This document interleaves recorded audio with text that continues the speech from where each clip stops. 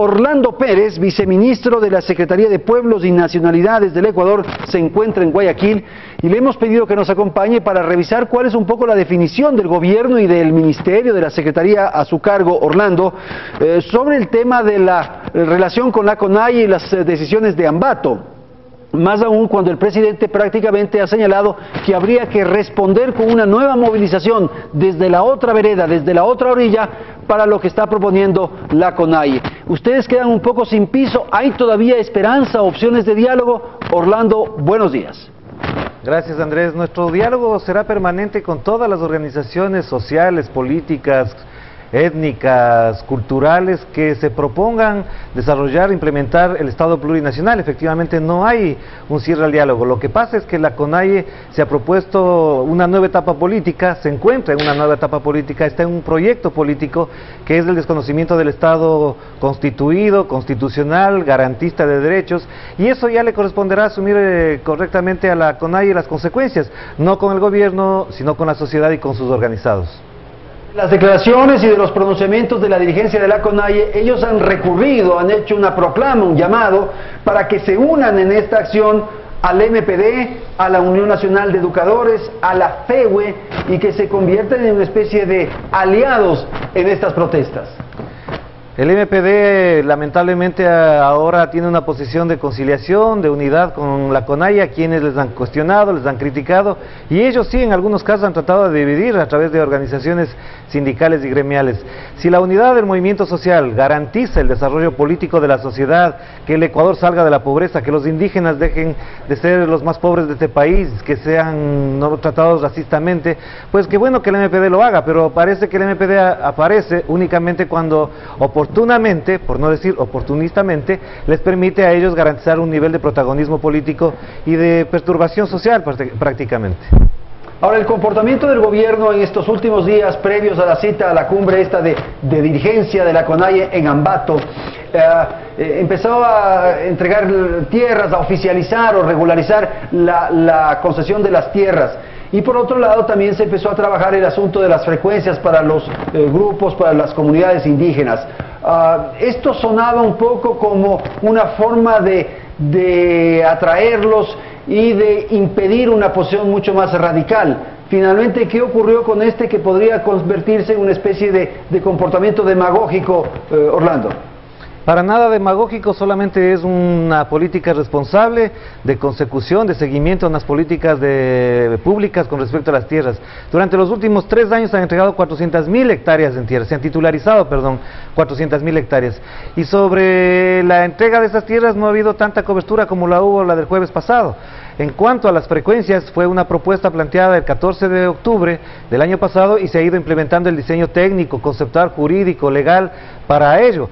Hay casos muy concretos, por ejemplo, se ha planteado una frecuencia por cada nacionalidad, pero en algunos casos en una zona geográfica existen 9 nacionalidades y eso hay que diseñar. En la provincia del Chimborazo, en cambio, que hay una nacionalidad, la quichua, no hay frecuencias porque están saturadas o porque se han entregado a distintas personas.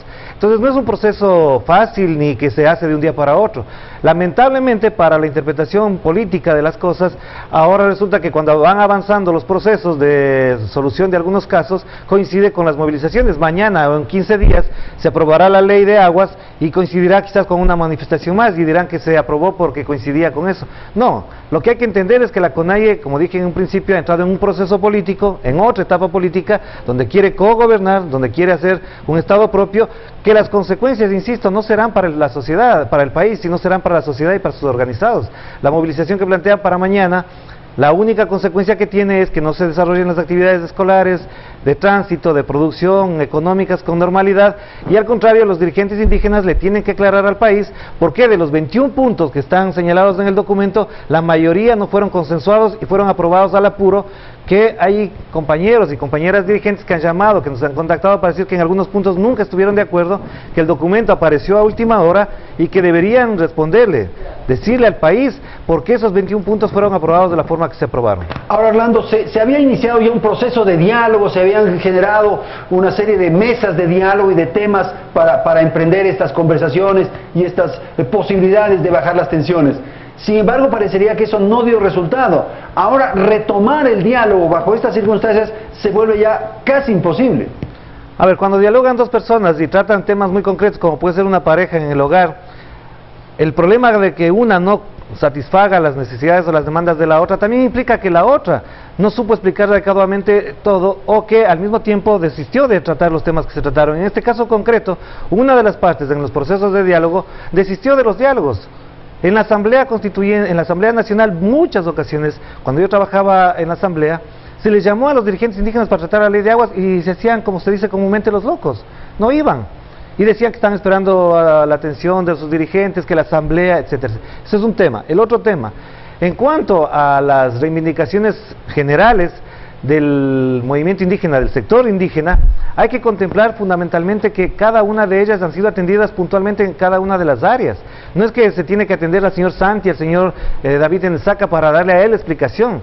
Ha habido tratamiento particular, concreto en determinadas áreas y ahí ha habido atención de parte de la autoridad correspondiente. No se trata de que nosotros le demos toda la explicación a Santi o toda la explicación venga desde él para poder satisfacer sus necesidades. Hay acuerdos, convenios, procesos, proyectos en desarrollo que se hacen y se consensúan además con las organizaciones de los territorios localmente. Pero lo que vemos es que, primero, la dirigencia no informa adecuadamente a sus organizados. Dos, no reciben todo el apoyo de las organizaciones y no participan, no hacen participación efectiva. Pero ahora resultan con un proyecto político muy claro de desestabilización, de desobediencia civil, de desconocimiento de las leyes, de las autoridades. Y uno tendría que preguntarse concretamente qué va a pasar con las autoridades indígenas, con las autoridades municipales indígenas, cuando haya una incursión de las FARC, cuando ocurran accidentes, cuando ocurran catástrofes. ¿Van a actuar ellos solos o van a implementar su propia justicia? ¿Con qué leyes van a tratar a la gente que pueda cometer algún delito dentro de sus territorios? Esas son preguntas que le tienen que dar respuesta al país.